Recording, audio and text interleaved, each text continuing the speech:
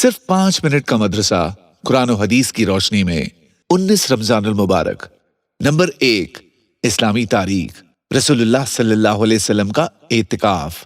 رسول اللہ صلی اللہ علیہ وسلم خود بھی رمضان کے آخر عشرے میں اعتکاف کا اہتمام کرتے اور دوسروں کو بھی اس کی ترغیب دیتے۔ رسول اللہ صلی اللہ علیہ وسلم نے رمضان المبارک کے پہلے عشرے میں اعتکاف فرمایا اور پھر دوسرے عشرے میں ترکی خیمے میں اعتکاف فرمایا، پھر اپنا سر مبارک باہر نکال کر ارشاد فرمایا کہ میں نے پہلے عشرے کا اعتکاف شب قدر کی تلاش اور اہتمام کی وجہ سے کیا تھا، پھر اسی کی وجہ سے دوسرے عشرے کا اعتکاف کیا، پھر مجھے کسی بتلانے والے یعنی فرشتے نے بتلایا کہ وہ رات آخر عشرے میں ہے، لہٰذا جو لوگ میرے ساتھ اعتکاف کر رہے ہیں وہ آخر عشرے کا بھی اعتکاف کرے۔ مجھے یہ رات دکھلا دی گئی تھی پھر بھلا دی گئی۔ اس رات کی علامت یہ ہے کہ میں نے اپنے آپ کو اس رات کے بعد صبح میں کیچڑ میں سجدہ کرتے دیکھا، لہٰذا اب اس کو آخر عشرے کی تاخراتوں میں تلاش کرو۔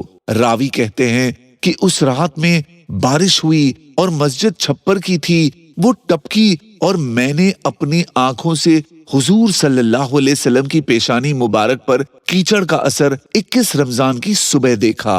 نمبر 2، اللہ کی قدرت، پھلوں میں رس۔ اللہ تعالیٰ نے ہمارے فائدے کے لیے بہت سی قسم کے پھلدار درخت پیدا فرمائے جن پر موسم کے لحاظ سے پھل نکلے۔ ان میں سے بعض پھل کھٹے اور بعض میٹھے بنائے اور پھر بعض پھلوں میں لذیذ اور عمدہ رس پیدا کیا۔ چنانچہ آم، سنترا، موسمبی اور انگور جیسے پھلوں سے ہمیں مزیدار جوس نکال کر پیتے ہیں۔ آخر ان پھلوں میں عمدہ و لذیذ اور الگ الگ قسم کا رس کون پیدا کرتا ہے؟ بلا شبہ اللہ ہی اپنی قدرت سے ہمارے لیے ان پھلوں میں رس پیدا کرتا ہے۔ نمبر 3، ایک فرض کے بارے میں۔ اعتکاف کے شرائط: 1، مسلمان ہونا۔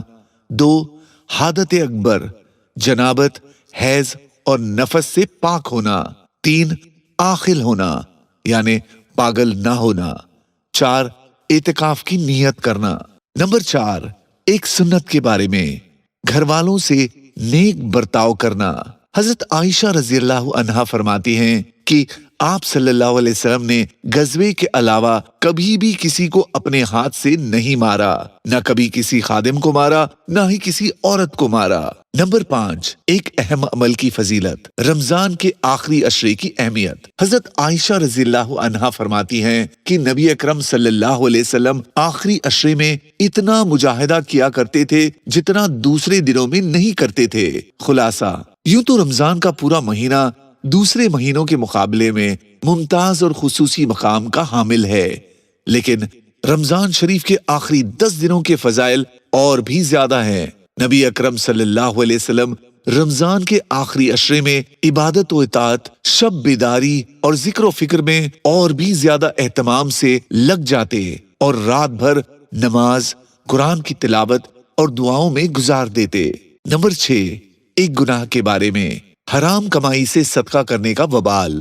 رسول اللہ صلی اللہ علیہ وسلم نے فرمایا، جب تو مال کی زکوٰۃ ادا کر دے تو جو واجب حق تجھ پر تھا وہ تو ادا ہو گیا، آگے صرف نوافل کا درجہ ہے، اور جو شخص حرام طریقے، سود، رشوت وغیرہ سے مال جمع کر کے صدقہ کرے اس کو اس صدقے کا کوئی ثواب نہیں ہے، بلکہ اس حرام کمائی کا وبال اس پر ہے۔ نمبر 7، دنیا کے بارے میں، دنیا میں گناہوں کی سزا ملنا۔